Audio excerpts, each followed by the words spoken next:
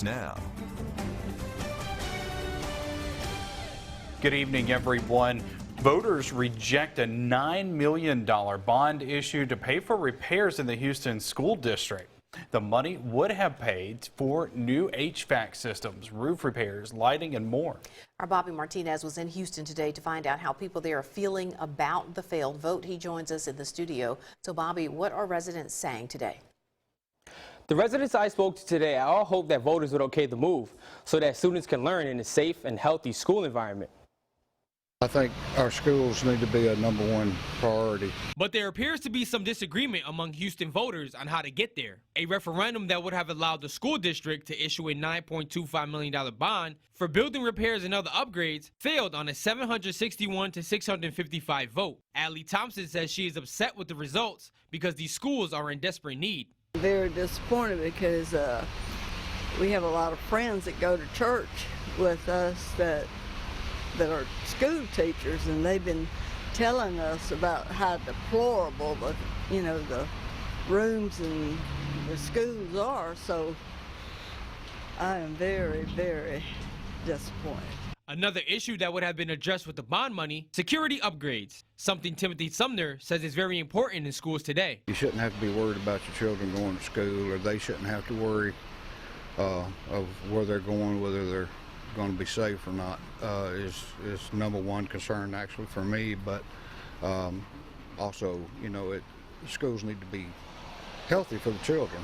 Houston Public School Superintendent Tony Cook wasn't available for an interview Wednesday, but released his following statement to WCBI. The people of the district have spoken. The sun came up today, and we will continue to provide the best educational experience possible for our students.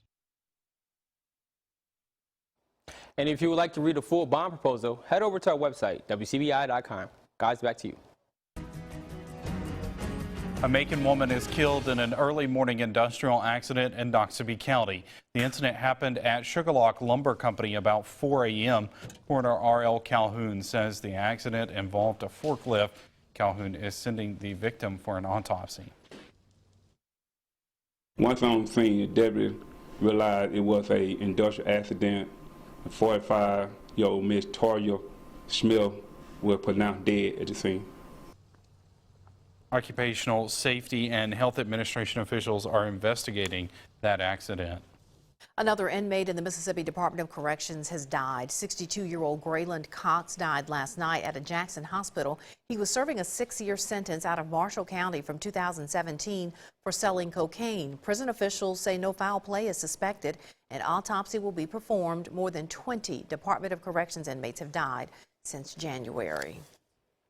Lowndes County deputies are spending some time in the classroom this week. Deputies are learning how to identify when a person may be suffering from some type of mental illness. Our Scott Martin shares who's teaching the classes and how it's all possible.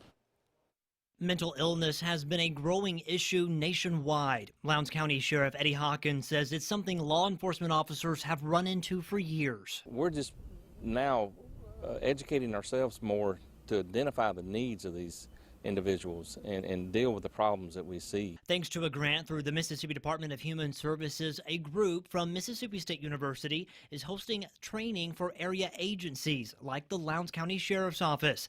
The training seminar seen here is a youth mental health first aid training. Listen to the person, listen non-judgmentally, assess their risk for suicide or self-harm, to be able to give reassurance and advice. Those are some of the action steps of the Youth Mental Health First Aid Program. Alicia Hardman is an assistant professor and extension specialist in family life at MSU.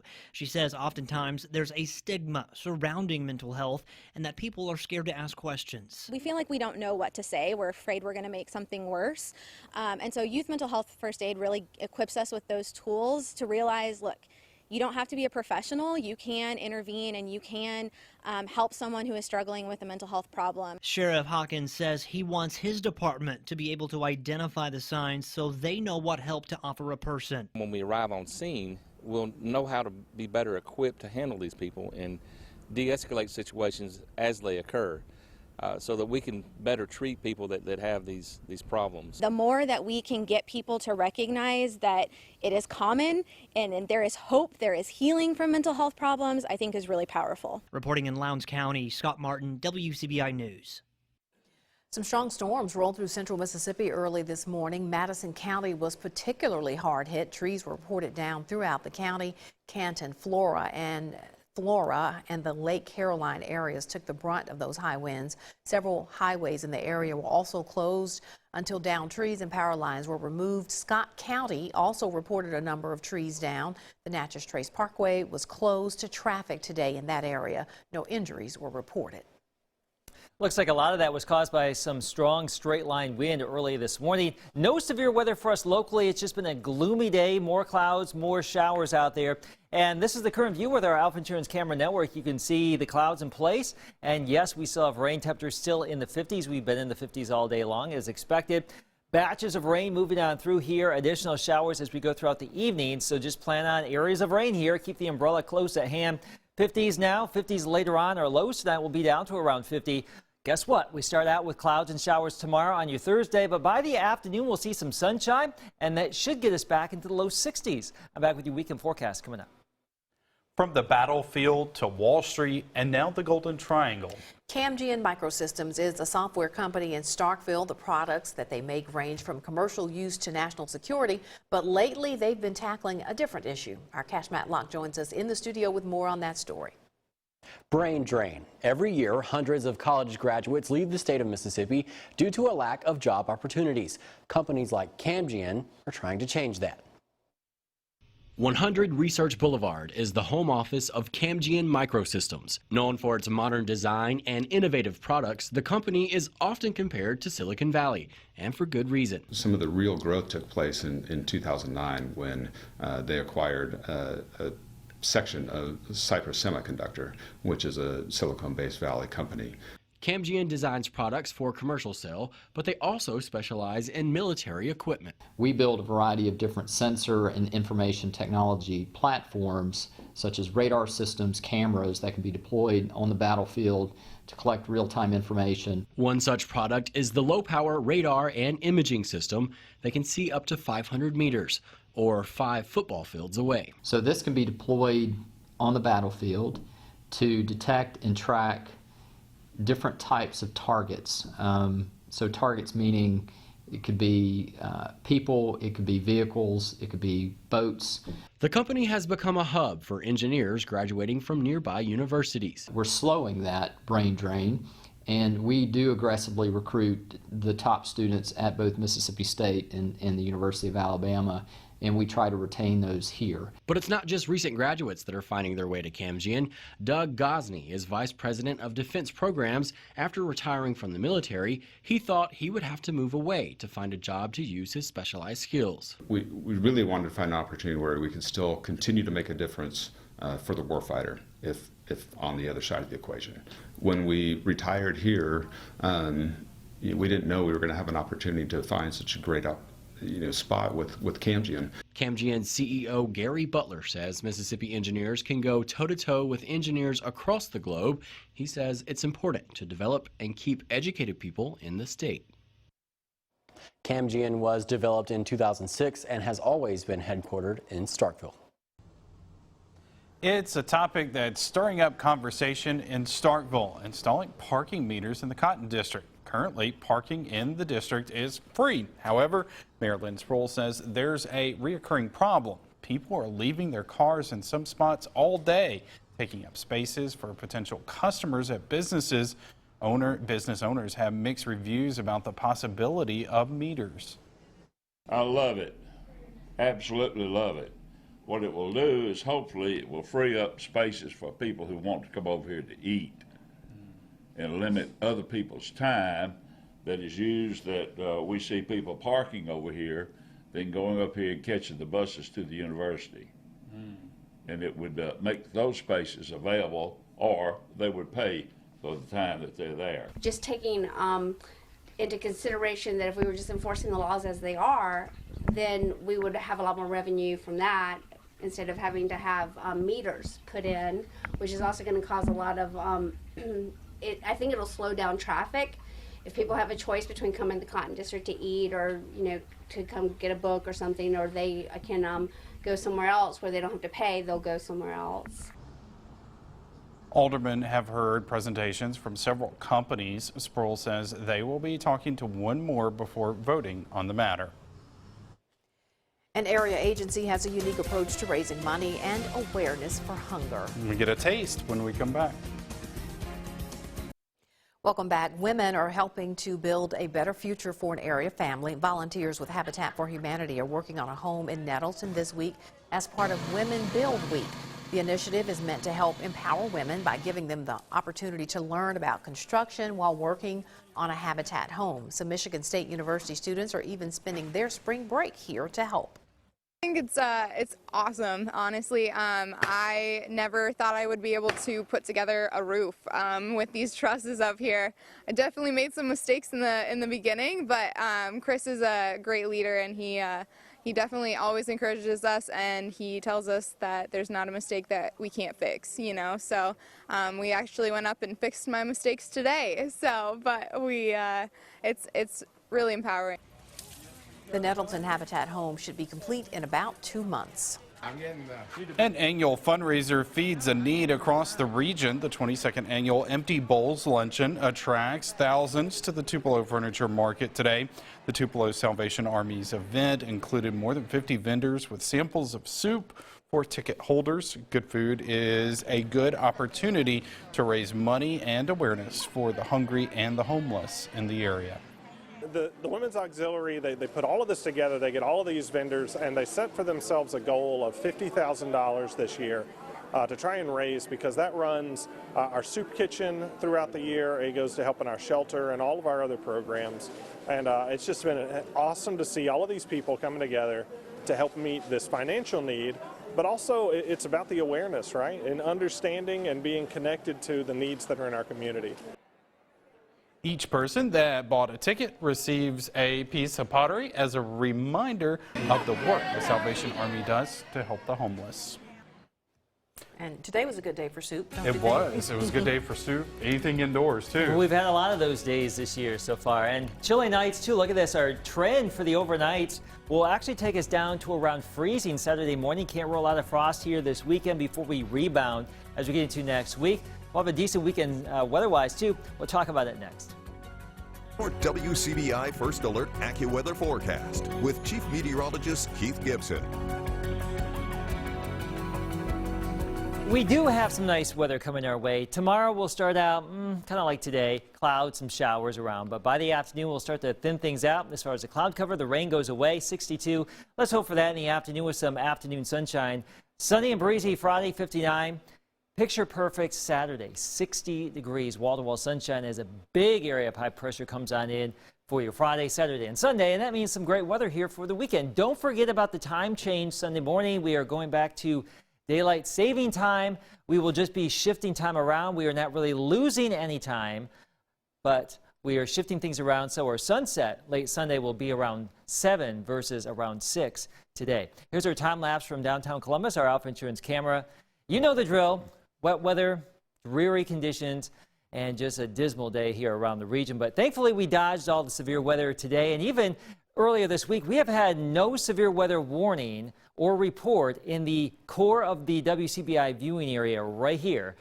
We've dodged everything this week. We've had the rain, but it could be a lot worse. So let's just thank our lucky stars for that. Much lighter amounts of rain to our north over the last 24 hours, farther south here in the area, anywhere from 1 to 2+ inches of rain, and we just don't want to see any more rain. More in the way of shower activity tonight, not as steady or concentrated, but that little pocket of rain in Texas, that will be swinging through here tomorrow morning, and once we get on the back side of that, things will be improving. So for the rainfall potential here for the next 12 to 18 hours, not as much to the north, still the potential for over an inch across the southern areas. But we're in the 50s now. Worst case scenario tonight, upper 40s to around 50 degrees when we wake up. So more or less the same story here. No big changes tonight. By midday tomorrow, things will be starting to change. We'll likely see some clearing across northwestern Mississippi. The showers will be on the way out. And by the afternoon, look at that. Sunshine, 60s. The wind will increase from the northwest as we go through time here. That will usher in some drier air. When we wake up Friday morning, upper 30s to around 40 degrees. A bit breezy on Friday, but look at all that clear sky. Temperatures in the 50s. We're going to go with about 59 degrees on Friday. So things are looking pretty good. As we mentioned, there could be a frost Saturday morning. Saturday, Sunday, mostly sunny, highs in the 60s this weekend, but chilly during the night and the evenings. Next week, we'll start to moderate things into the 70s Tuesday and Wednesday with an additional chance for some showers and storms around here. Some good news for folks in Artesia. Your water is safe to drink. The boil water notice issued after a water main break forced the shutdown of the town's water supply. Well, it's been lifted. Nearly 700 customers were without water for about 15 hours on Monday night and Tuesday as crews repaired the line. The boil water notice was put into place as a precaution after the system came back online. The SEC women's basketball tournament tips off. Ole Miss getting the big week of hoops started. We're live from Greenville with more from opening night next in sports. WCBI Sports with Tom Ebel is brought to you by your local Ford dealers. Go further.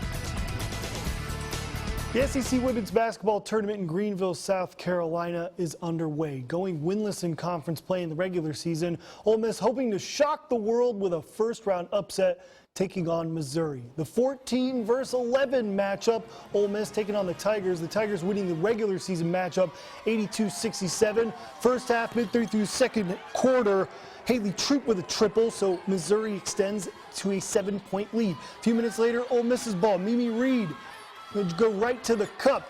Nice hesitation. Nice finish.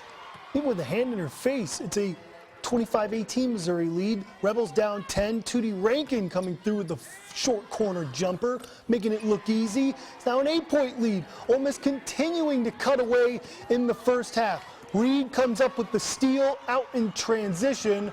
Only one person to beat. Nice move in transition. Ole Miss down 4, but right before halftime, Missouri able to go into the half with some momentum. Amber Smith left alone for the wing triple, so the Tigers go up 10 heading into the break. And then in the second half, more of the same for Missouri. Haley Frank, she's going to add a 3-ball of her own. Ooh, step back.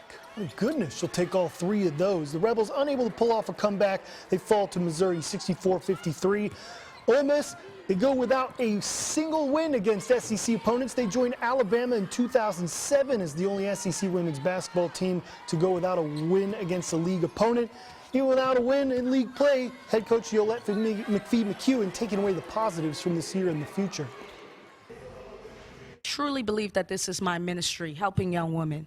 And so anytime I would feel like quitting, because I'm human too, and you know, I've won a lot, I just said, I need to be the example for the players. I need to show them how to be, how to grow, how to get through adversity. Started to not believe, and we started to almost give in to, you know, the things that we kind of struggled with all season. And then we had to recollect and remind ourselves that we came this far now. You don't stop, you don't quit. So I think the disconnect came, and then we just decided to snap back, and the coaches just kept pushing us and kept coaching us. So I think we was able to regroup really quickly. Ole Miss eliminated. We'll see Mississippi State in action coming up later in the week on Friday. The final day of semifinals basketball in Jackson. 3A and 6A are last but not least. Houston trying to take down the defending champions on their way to a title appearance. The Hilltoppers taking on Velma Jackson in the 3A semifinals. Early first off the miss for Houston. Shamar Crawford with the offensive board. He'll clean up the mess. Houston with the early lead. 1 minute remaining in the first. Off the inbounds play, Keyshawn Bynum to Xavier Vergis for the alley-oop jam. Houston down by 1. Second quarter, Velma Jackson says, hey, we can throw oops too. Jordan Harvey with the 2-hand flush off the feed. Velma Jackson up by 3. 1 minute remaining in the half.